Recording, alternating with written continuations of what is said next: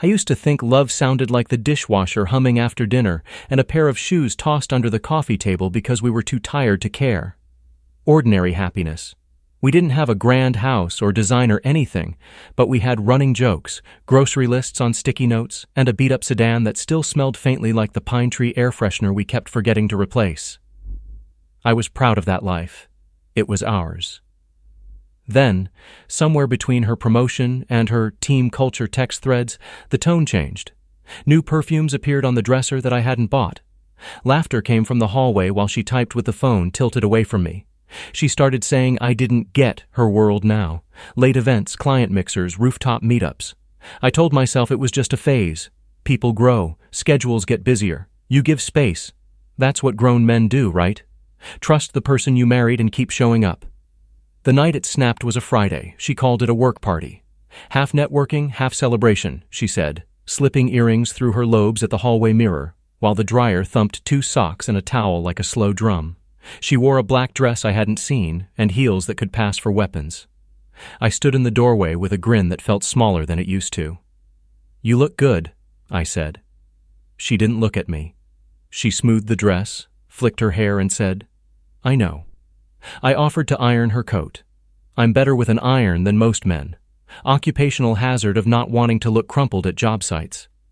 She stepped into the bedroom, tossed a blazer toward the chair, and for a second the fabric flashed just enough for me to realize what she'd forgotten to put on. I swallowed that knowledge like a stone and focused on the coat. When I brought it back, she turned, gave me the kind of up and down look you give a mannequin, and stabbed the night clean with one sentence. "Sorry, honey, I can't invite you. You just embarrassed me with those shabby shoes and that cheap shirt." I held the coat out anyway. The old me would have laughed it off, made a dumb joke about 2-for-1 sales and my heroic devotion to clearance racks. Instead, I watched her words settle between us like dust and understood she wasn't teasing. She meant it. She wanted me small so her world felt big. Outside, a car honked, twice, impatient, confident. Her phone lit up. She grabbed her clutch. "Don't wait up," she said, and the door clicked behind her, neat as a period. I stood there in the tiny orbit her absence left and listened to the house.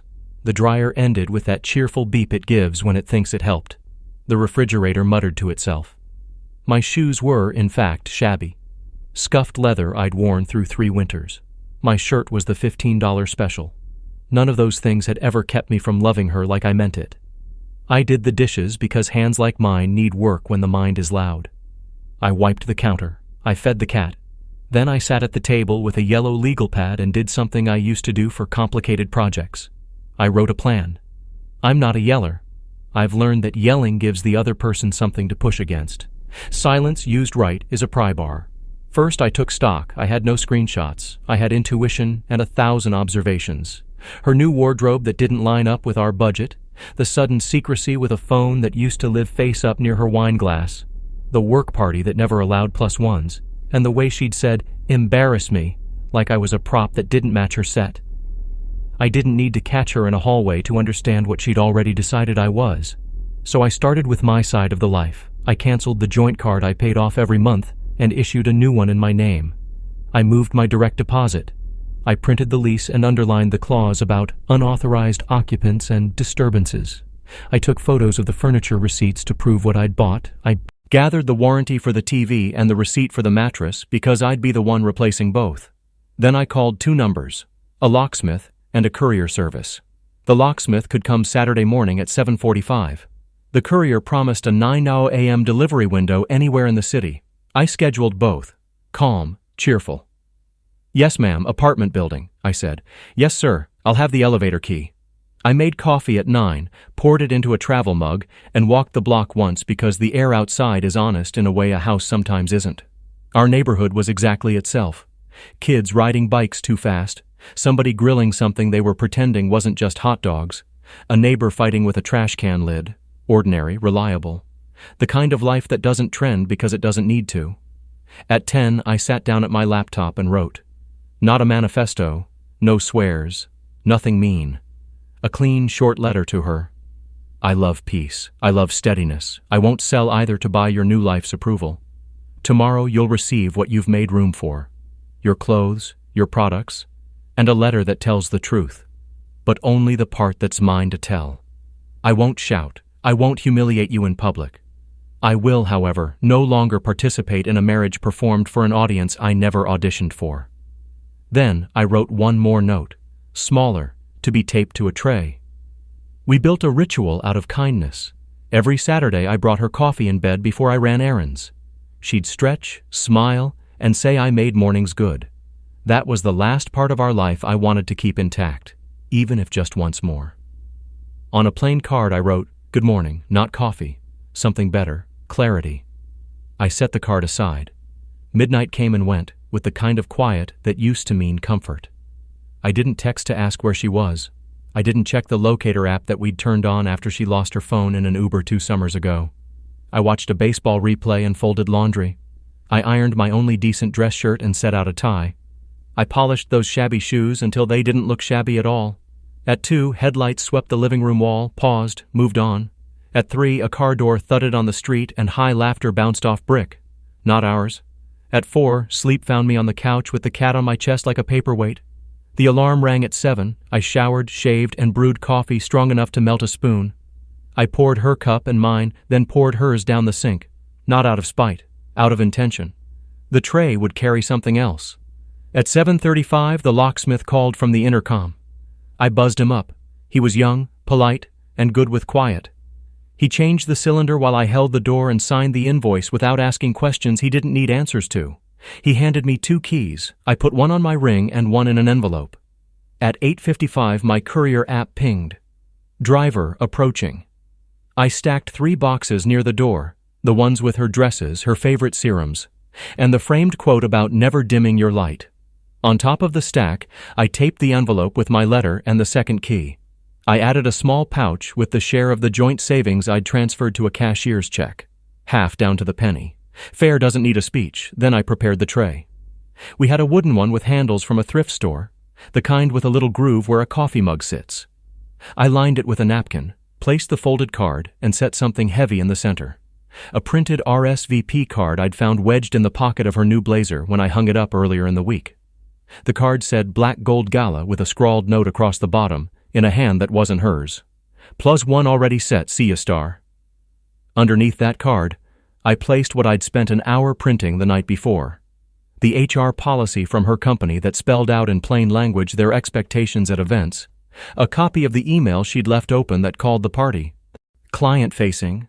And the section of our lease about disruptions highlighted in yellow, not for threat, for spine, mine.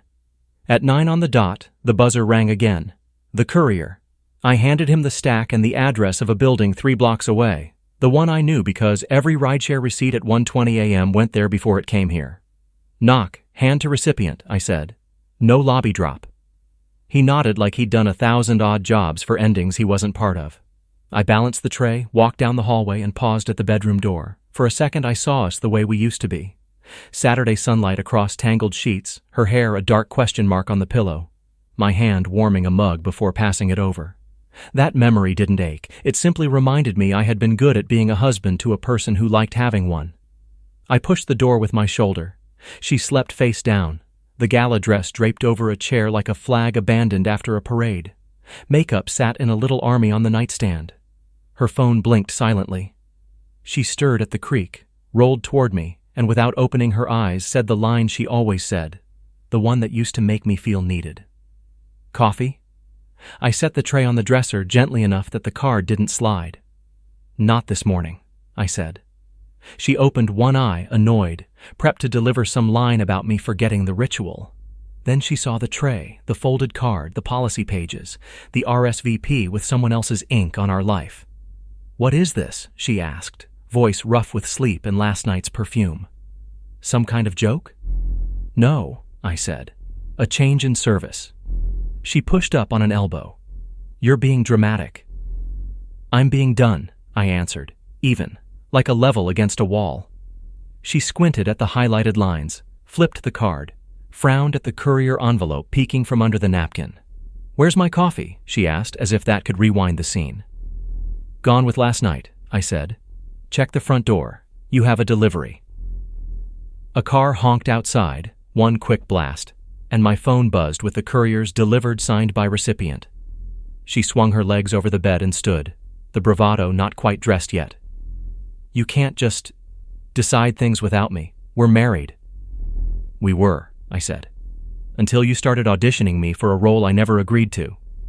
She stared at me, ready to throw a dozen old arguments. I lifted a hand, not to silence her, but to steady myself. You told me I'd embarrass you. Today, I refuse to let you embarrass me. She opened her mouth, closed it. Somewhere down the hall, the cat scratched a post like a drummer counting us in. I'll bring you something better than coffee, I said, and I meant it. I'll bring you the truth. I turned and walked toward the kitchen, the tray empty now except for the card. In the doorway, I paused and added, also, lace up whatever expensive heels you wore last night. You'll need to be fully dressed when the next knock comes. The next what? She said. I glanced at the clock, 9:12 a.m. Knock, I repeated. You've got exactly 3 minutes. 3 minutes passed faster than breath. She stood frozen, half wrapped in a robe, mascara smudged and confusion painted all over her face. When the knock came, she jumped. I didn't move from the kitchen. Who is that? She called, already knowing the answer she didn't want. Your delivery, I said, pouring my coffee slow, calm. She glanced back toward the door, clutching the robe tighter, her bare feet whispering across the hardwood. The second knock was firmer. She hesitated, then opened it just enough to peek.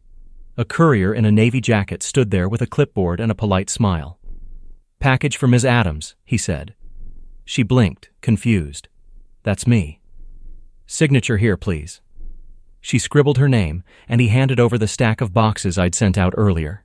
Her dresses, her things, her perfume, all carefully labeled. On top, taped to the lid, was the envelope with my letter and the key. She turned slowly, her eyes darting from the boxes to me. What is this?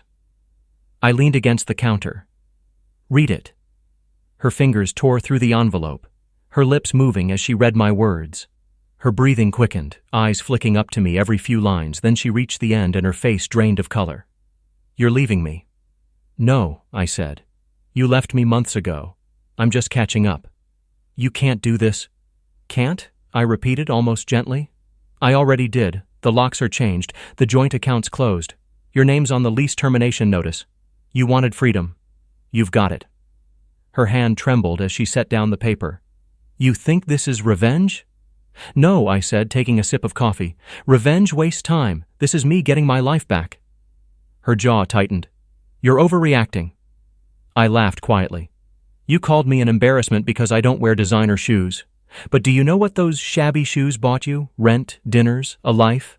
I may not have been stylish enough for your new world, but I was real. She stepped closer, desperate now. It was one night, one stupid night.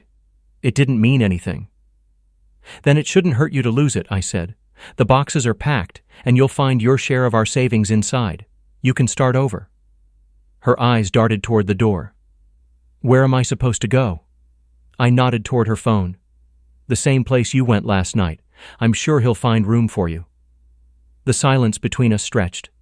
Then her phone buzzed on the dresser. She snatched it up, glanced at the screen, and went still. I already knew what it said. The message was from her work friend, the man she thought I didn't know about. His company's HR department had received a full report of inappropriate workplace behavior. Screenshots included. Her hand flew to her mouth. You didn't... I did, I said, voice steady. Not out of spite. Out of fairness. You dragged your lies into his workplace. He deserves to face the same reality you handed me. She sank onto the edge of the bed, clutching her phone like a life raft. They'll fire him, she whispered. That's between him and his boss, I said. My part's done. She looked up at me with tears forming, disbelief mixing with fear. You planned all this? For weeks, I admitted. Every time you said you were working late, I was doing the same. I just had different goals. Her voice dropped to a whisper. You hate me. I shook my head. No, I don't hate you. Hate would mean I still cared enough to feel something that heavy.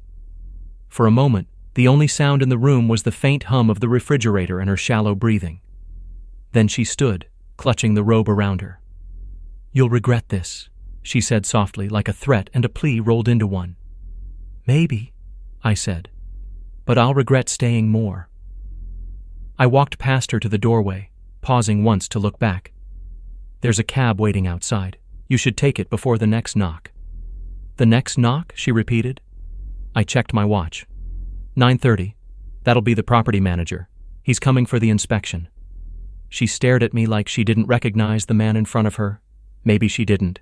Maybe for the first time she was seeing me as someone capable of walking away without shouting or breaking anything.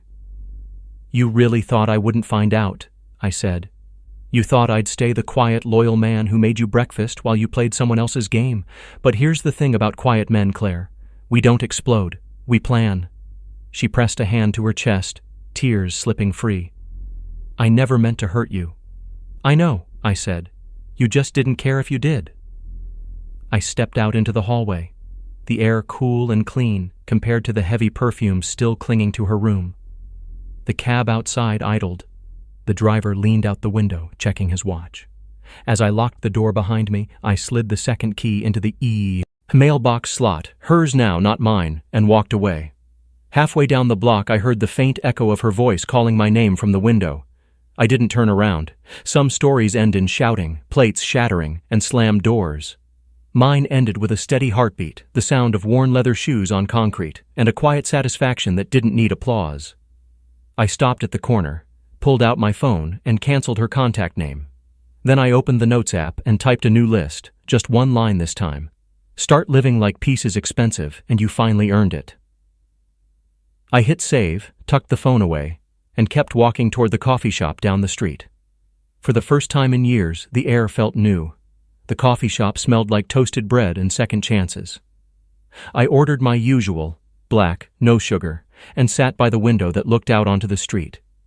It was the same street I'd walked 100 times before, but that morning it felt different, wider somehow, like I'd stepped into a version of my life that finally belonged to me. I thought I'd feel bitter, maybe angry. But the truth was quieter than that. What I felt was relief, like taking off a heavy coat after years of pretending it still fit. The weight wasn't love lost, it was peace regained. A message pinged on my phone. My buddy Tom, the one who'd tried warning me months ago. Heard you did it. You okay? Yeah, I typed back. Better than okay. He sent a thumbs up, followed by, guess she got her wake-up call. I didn't reply. Because this wasn't about payback anymore. It was about closure. The kind you earn by walking away with dignity instead of noise. Outside, life went on as if nothing had shifted.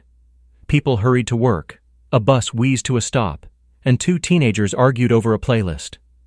The world doesn't pause for heartbreak, I thought. It just keeps turning, giving you new mornings until you decide to use one. When I finished my coffee, I walked down to the river. The water carried light like it had somewhere important to be. I stood there with my hands in my pockets and let the cold air wash through the last fragments of what I'd been holding on to.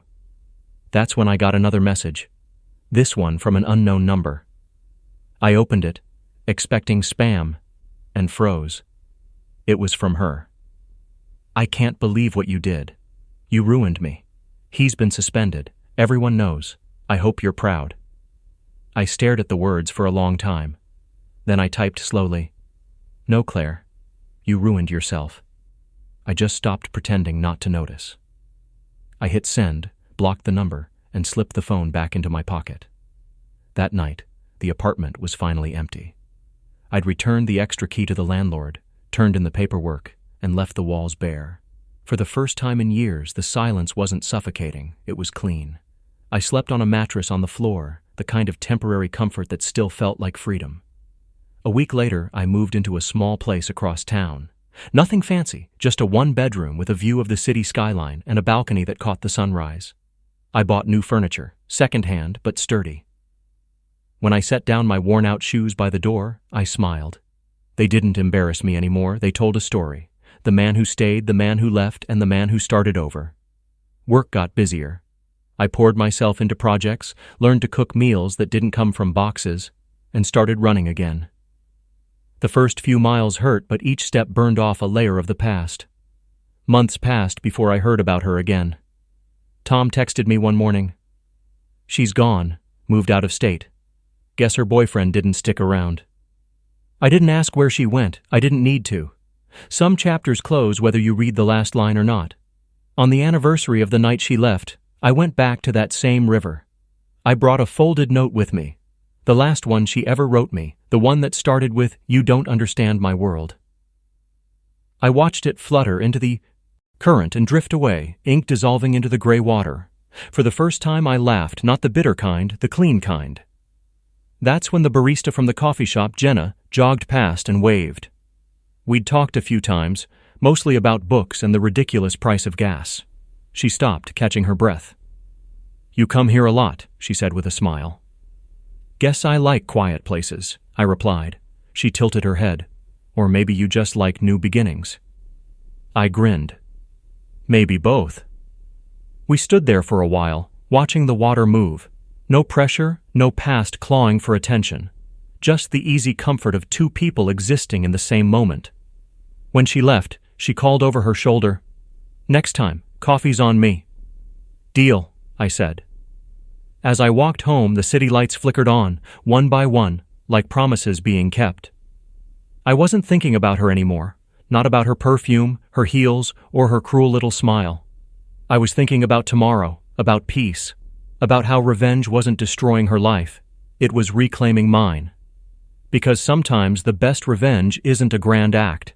It's waking up, making your own coffee, and realizing you don't need anyone else to make the day worth starting.